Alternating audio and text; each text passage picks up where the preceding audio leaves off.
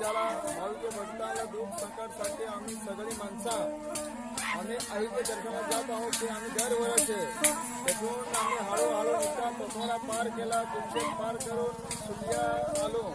सुलिया तिथं देवाला नमस्कार केला, तिथून निघलो असलकाठी डोंगरूपाडा तिथे येऊन मुकाम राहिलो आणि मुकाम राहून सकाळचे आंघोळ पांघोळ करून देवीचं दर्शन घेऊन आणि आम्ही हळूहळू तेरी चिखली सोला रोहळी आता हालमा आम्ही मोठी पळसण हदमा पोहोचेल आहोत.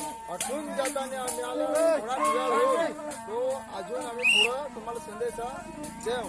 होत माझ्या भाविक भक्त माझा नमस्कार तुमच्यासाठी आहे. जय माता की जय.